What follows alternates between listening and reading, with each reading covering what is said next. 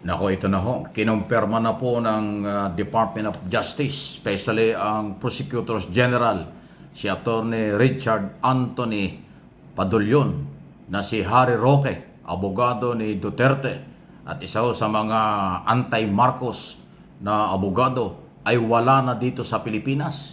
Wow! Ano ito? Nagtago na talaga.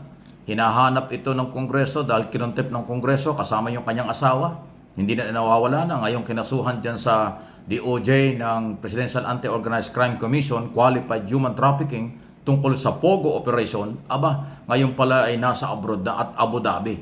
Eto, pakinggan natin ang paliwanag ni attorney, ni prosecutor. Importante po itong sinasabi ni prosecutor. Whereabouts of Attorney Harry Roque is unknown to us. Meron document na lumalabas that he's outside of the country. Nakalabas na ng bansa si Ayan, dating oh. presidential spokesperson Harry Roque. Ayan, Ayon sa Department lumalabas, of ito yung Justice. balita. Sa online press briefing naman kanina, inamin din ng dating tagapagsalita Wala na si ng Roque. Duterte administration Wala na yan. wala na siya sa Pilipinas. Nawawala na. I am still outside the country. Ngunit kanina, inihain ng abogado ni Roque sa DOJ ang kanyang counter-affidavit. Inamin na niya, wala siya sa upang bansa. sagutin ang human Nakalabas trafficking na. charges na isinampal laban sa kanya. May kinalaman ito sa umanikaw ugnayan niya sa operasyon ng Philippine Offshore Gaming Operator o POGO sa Porac, Pampanga. Diit ng dating kalihim, walang basehan ng akusasyon sa kanya. Sa supplemental affidavit, wala pong kahit anong aligasyon na ako po'y nag-recruit sa pamamagitan ng pananakot Yan ang kanyang paliwanag. at para pagsamantalahan. So, wala na ho siya ngayon. Nasa Abu Dhabi na. Kinumpirm po ni Prosecutors General Attorney Padulyon na nasa Abu Dhabi. Ayan. Pangalawang hearing po kasi kahapon para dun sa preliminary investigation na ipinail na kaso ng PAOK, Presidential Anti-Organized Crime Commission, laban kay Roque. Qualified human trafficking po yan. Mabigat po yan. Ngayon, sinasabi niya, wala daw ebidensya. Sabi mo lang yun. Di humarap ka. Hindi na pwedeng taguan mo yan. Humarap ka.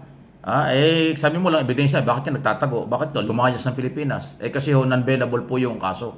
Sa oras na nagkaroon ng evaluation, ang prosecutor at nakita nilang may probable cause, dadalhin sa korte yan. Pagdating sa korte, warrant of arrest kaagad yan. Kulong yan. Parang yung kaso ni Kibuloy, nakakulong dahil sa qualified human trafficking. Ngayon, sinasabi ni Roque, wala daw ganun. Sabi mo lang yun. Ang korte, ang mga prosecutor ay minakikitang ganyan. At yung PAOK ay minakitang ebidensya laban sa iyo. Kaya nga, kinasuhan ka. So, magugunita na naunang nawala si Myla Roque na nagpunta raw ng Singapore. Baka magkasama na yun ngayon. Pareho sila nawawala rito sa Pilipinas.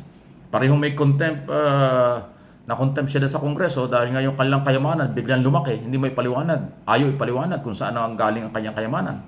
Dati kasi yung kanilang company, 125,000 lang yung asset Naging 64 or 67 million bigla. O saan galing? Pinagdudahan na hindi lang siya abogado ng Pogo, baka may kinalaman din. Ay lumalabas, parang nag-recruit daw o kaya nga merong qualified human trafficking, parang involved siya sa mga pagpapadami ng Pogo at ng manpower ng Pogo. Naloko na. Ayan, anyway, yan na po yung nasa prosecutors in-update ko lang po kayo, kumpirmado na yun hong isa sa mga kritiko, isa po sa mga daming sinasabi na kung ano-ano laban sa gobyerno, ngayon ay nagtatago. Wala na dito sa Pilipinas. Inamin na niya na wala siya sa Pilipinas at inamin ni Attorney Padulyon, Prosecutors General, na nasa Abu Dhabi, United Arab Emirates. So, pero hindi ibig sabihin na wala si Roque sa Pilipinas, wala ng kaso. Hindi. Tuloy-tuloy po yan. Dalawang preliminary investigation na po ang ginawa. So, silang mawawalan kung di siya atin. At yung mga counter-affidavit, kung ano man dokumentong dinala niya, yung mga abogado na daw po ang pumapil at humarap. So, yan po yung update tungkol dyan kay Harry Roque. Paano nga yun ipagtatanggol si, paano nga yun ipagtatanggol si Duterte? Di ba siya yung nagpapakilalang International Council? At siya yung abogado ni dating Pangulong Duterte sa ICC, International Criminal Court. Ay ngayon, siya yung tatago, siya yung nawawala. Paano yan? Lahat sila naiipit na. By the way, nabanggit natin ang ICC. Ayan na po ang isa sa mga huling development dito. Mas pinalawak daw ng ICC, ini-open sa public online para yung mga dagdag na mga impormasyon at dagdag na complainant ay binibigyan ng pagkakataon ng mga Pilipinong naging biktima sa human rights violation. So, ang assessment po ni Attorney Kunte na isa sa mga abogado ng mga naunang nag-file ng kaso, yan ang indikasyon na nagtalagang ginagawa ng ICC ang kailang trabaho at nakakumbinsi sila sa mga human rights violation ng nakaraang gobyerno sa mga Pilipino. Kasi hindi lang ang kanilang inasikaso yung mga unang complainant na nagreklamo before ICC na mga biktima ng tukhang ng mga Duterte. Ngayon, ini-open pa online para sa mga dagdag complainant, dagdag impormasyon. So, ang sabi po ni Atty. Conte na isang abogado ng mga biktima nga, yan ay dagdag na aksyon na makakatulong sa mga Pilipinong biktima dahil na-monitor po ng ICC na napakarami pala naging biktima dun sa public hearing ng Quadcom. Doon po naglabasan ng maraming mga biktima. Nung una, kakaunti yung mga complainant before ICC. Yung ilan lang mga naglakas ng loob na grupo nila Trillanes at iba pa. Pero dahil doon sa Quadcom, lumabas ang maraming complainant Luzon sa mga taga Visayas at Luzon na hindi alam ng ICC. Kaya ang ginawa ng ICC ngayon, ini-open online para sa dagdag complainant. Parang gusto ng ICC, mas maraming complainant, mas maganda. Pero hindi ibig sabihin, nahihinaan sila sa mga complainant nung una. Hindi, dagdag lang yan. At marami hong magkaka-interest kasi online na ang pagharap o pagbibigay ng impormasyon sa ICC ng mga Pilipino na mga biktima ng human rights violation. At yung mga abogado at nakakaintindi ng ganyan sitwasyon, yan ang tutulong dun sa mga kawawang naging biktima. Kung yung mga gunita, talaga hong salat sa hirap. Mahirap ang buhay ng mga nabiktima. Kung yung mga gunita, dun po sa public hearing, nag-iiyakan yung pamilya ron. Na may mga dalang picture ng mga nawalang buhay ng pamilya nila. Wala talagang sapat na kaalaman yon sa mga batas dito at sa abroad. So, ang tutulong dyan, yung mga voluntary lawyer, mga non-government organization, para ho mapabilis ang kanilang pag-online, pagpapadala ng mga additional complaint o reklamo before ICC. Kaya ho, isang major development yan. Dati kasi hindi ginagawa ng ICC yan eh.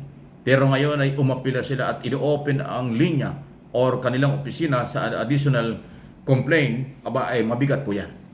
At maraming magkaka-interest. Kaya ibig sabihin, padami ng padami pa ang mga kakaharaping kaso ni Duterte, former President at Senador, dating General, PNP Director General Bato de la Rosa at iba pa. Kung di ako nagkakamali, pati yata si Sara Duterte, nireklamo dyan eh. Nung ibang mga testigo, tungkol nung dahil kasi raw ito nung mayor pa ng Davao, baka daw may kinalaman din doon sa extrajudicial killing. Nako! Pag nasama si Sara talaga dyan. Alam ko kasama, di ba siya ang sinasabi ni Las Cañas?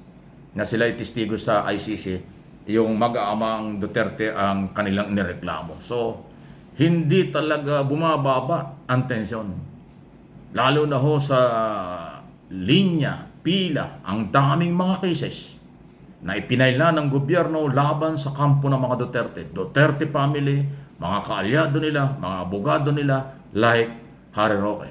Sa Pogo, human rights violation, at kung ano pa. Masalim o talaga. Daming kaso nito. Ito ba yung talagang rule of law, due process? Alabangan ninyo, marami hong mangyayari pa. Please like and follow. At siyempre, paki-share po ninyo ang mga video pinag-uusapan natin sa ating mga channel. Sa ating mga channel, Mike Abe Opinions at MA Pinoy TV.